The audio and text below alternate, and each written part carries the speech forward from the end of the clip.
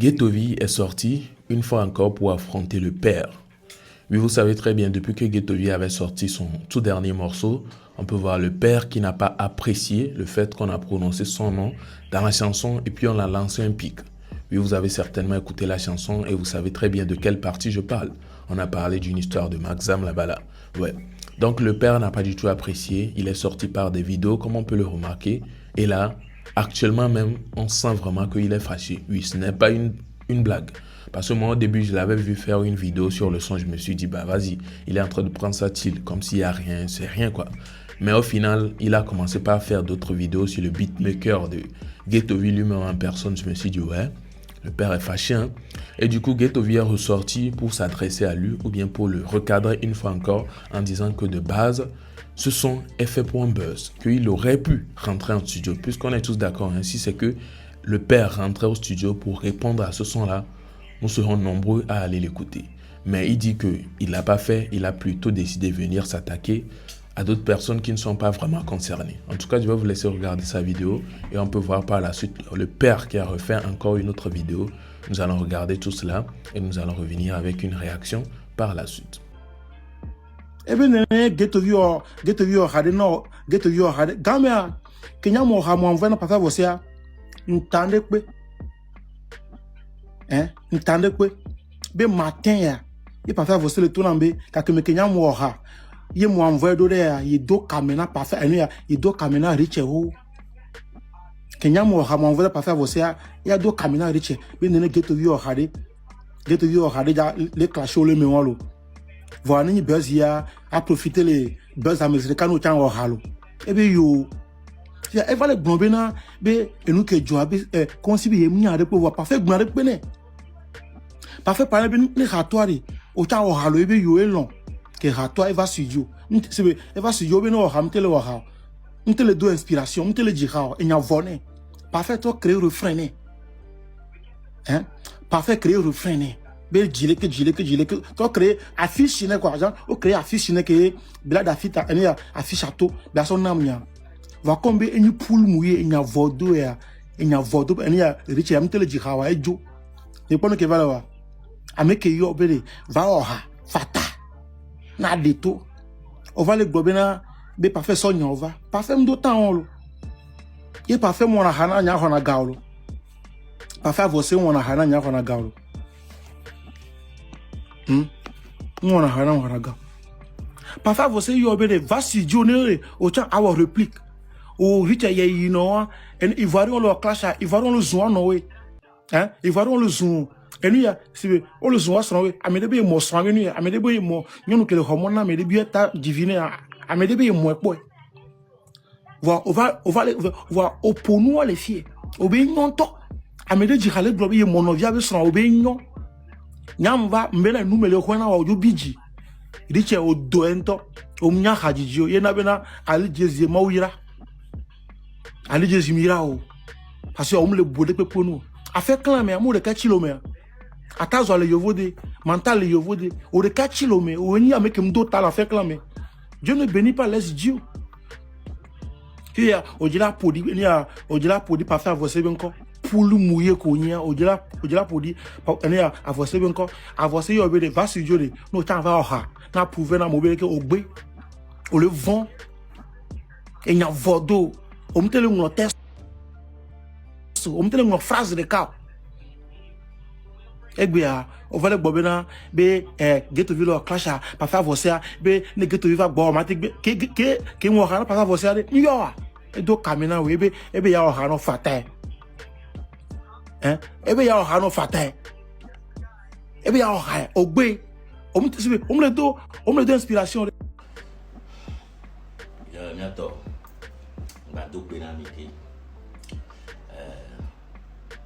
mi taguer pas faire você là mi taguer pas faire você quoi parce que moi promesse nebe enya mja gbo mi taguer là quoi ndi la bio nya pas fait odon ku ka ke me au accident on a quitté dans accident va se mourir ma toi dit que les et nous distraka allo mi ato mi abe haba me be mu ke mi obe yo distraka le ha me ghetto le globe writing e so mu so wu agbeto but any dijo ne e gbule e ha me o cha o enregistrer yo o so o ouais comme son et mi poster YouTube o tout fait non yo so le dun ku so ku fi o la homi writing wa mva gbo o le to na me na e writing be clash a be o be defuna evini be le koku do writing no no le gbo le au début ye egbe pageto la va trop ma ko writing na e be clash a me se comme for on te do hope la gbe gbo ne be na de awo writing BTP ya de tout le hamo o garder writing BTP wa ta de hame o sena talento parfait o sena talento arranger gbogbo le Togo ni nyami wa gbo me nda be di ha nda poser acte doa o to na na mzere ka do we haya be mi akeni gba ma de tout le mi ashi agba oni to le don ku gare me mi enu ami ku do centre no se be hari yemi le coach Roma et be hakemi wa mi wale j'ai oublié c'est Douglas Bomi yem le gbo bena donc fufu ideo sana latiku membe atiku membe fufia sigbe mo clash de le fune atiku membe fufia ebe a obe fufu mba ole ko bronleke oya omdo limite quoi ye right na o permettre kaka non via le o clash ne le ha mais les bords o les d'accord o le hoga wale bu o donc ka ke mo wasita yo lo amele papa les locuteurs de ma colonne de la paix et me la vous me boyom bena o be togbi nene nde jore jibe ma bana o lo dare o le hunwa kudo nto hunwa be vitrement o le hunwa kudo nto so daro commissariat central papa le to coin beni problème le dio nya le ko la nya me ton ki dona Hassan nya me ton artiste et dona ha ndi la yo me ton gwa me ko ndi la impliqué parce que me kuda mo que de Amérique avec son ou les Américains actuellement ouais c'est parce que dit me foudina wa au balé lomé plus de 5 ans plus de 10 ans de son Américain to balé lomé parce que il dit même qu'on a au parfait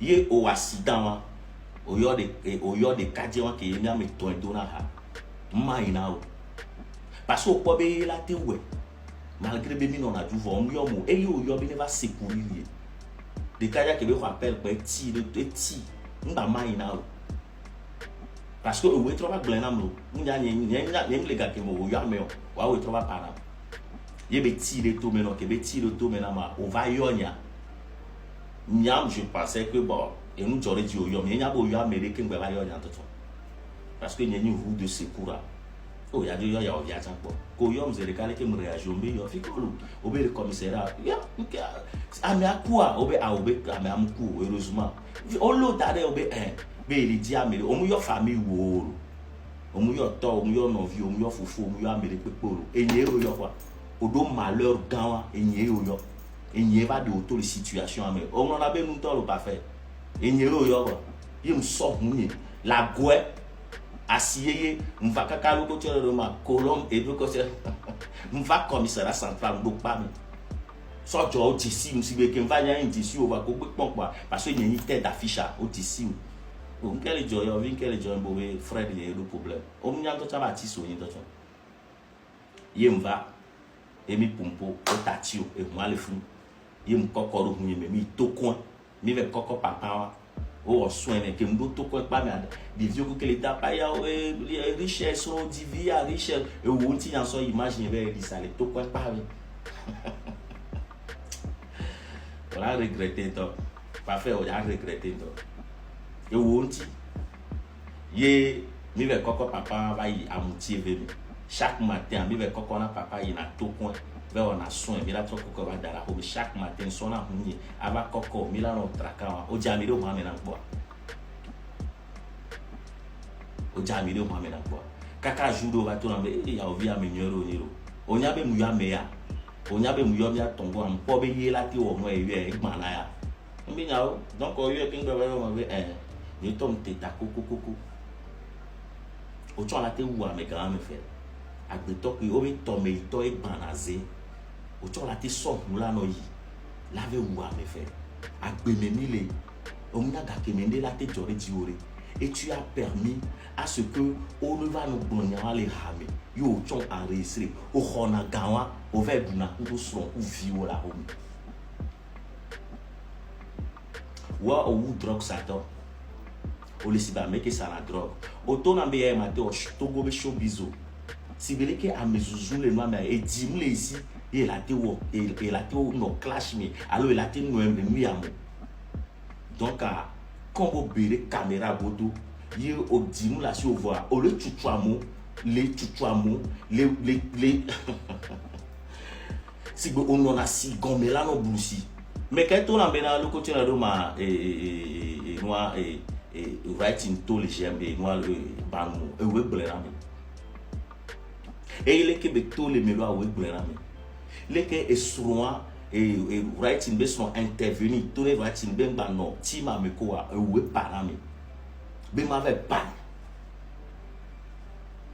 on no be we parame geto vient ton ponya bena e be nyare pepe o parana amlo bo parana ni to son.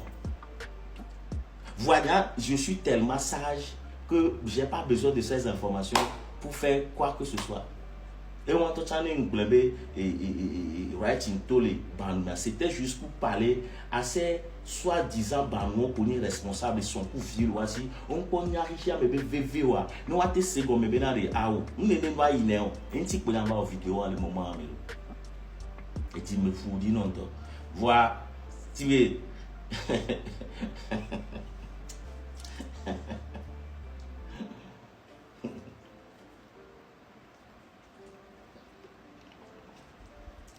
Ni myself.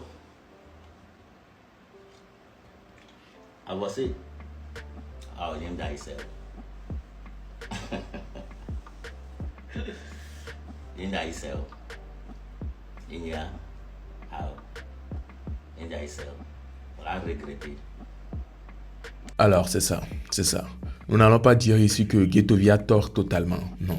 Nous n'allons non plus dire que la vidéo que vous avez regardée du père là, il a tort. Non. On ne va pas dire qu'il a tort aussi totalement.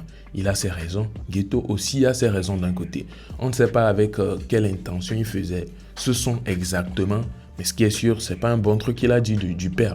Oui, on est tous d'accord. C'est pas un bon truc. Après tout, c'est un père de famille. Mais vu qu'il est dans le showbiz, le clash est ouvert, si je ne me trompe pas. En tant qu'un rappeur dans le showbiz, je pense que le clash est ouvert. Tu peux clasher l'autre ou bien tu peux clasher quelqu'un et la personne peut à tout moment te clasher aussi. Du coup, quelqu'un qui fait partie du rap, il n'est jamais venu nous annoncer ici que c'est fini, j'arrête ma carrière et tout. Il est toujours ouvert au rap. Il peut toutefois aller au studio, répondre à un son ou bien chanter un son. Du coup, Ghettovie peut-être a décidé de le pousser, puisque moi j'ai remarqué ça chez les Banouins. Disons-nous la vérité. Ils aiment pousser, ils aiment ramener les gens de l'ancien temps qui avaient du talent, qui faisaient beaucoup d'efforts là. Ils aiment le ramener quand ils s'éteignent. Je ne dis pas que le père est en train de s'éteindre, mais vous-même vous remarquez les choses. Vous vous rappelez la dernière fois, les Banous ont ramener Wedi. À cause de ça, on peut le voir un peu partout, ou bien ces derniers temps sur la dernière fois on l'a mis sur Moriota, une scène de Moriota là-bas. Je pense que sans la vidéo qui a été faite par les Banous, le recadrement des Banous, tout, ce sera comme ça. Juan Neymar a affiché clairement que lui, son but était de pousser Wedi. Et on peut voir que ça a eu des effets positifs. Je pense que c'est un truc comme ça que Ghettovie est aussi en train de faire, le fait de les clasher dans sa musique. Il suffirait que le père aille aussi au studio répondre à ce son et puis c'est fini. On serait nombreux à aller écouter. Les Banous, les anti-Banous, ceux qui ne sont pas Banous, tout ça, nous tous nous irions pour écouter le son. Et si c'est encore lourd, c'est fini, ça va péter. Donc je pense que c'est un truc comme ça que Ghettovie était en train de faire, mais malheureusement, le père l'a pas compris, et il a pris à cœur. Et du coup, il est en train d'affronter son ancien ami, si je ne me trompe pas, qui est le beatmaker de Ghettovie. Et là, je pense que ça ne tourne pas bien comme on le souhaitait. Et il a amené aussi à faire de Azega et tout. J'espère que vous captez. N'hésitez quand même pas de me partager vos avis dans les commentaires, ça ferait plaisir. Comment est-ce que vous trouvez l'affaire? Est-ce que vous trouvez que Ghettovie a eu raison de se prononcer de la sorte, ou bien Yaovi Keteti a eu raison de se prononcer également de la sorte? Vos avis seront les bienvenus et je pense donc que nous sommes à la fin de la vidéo.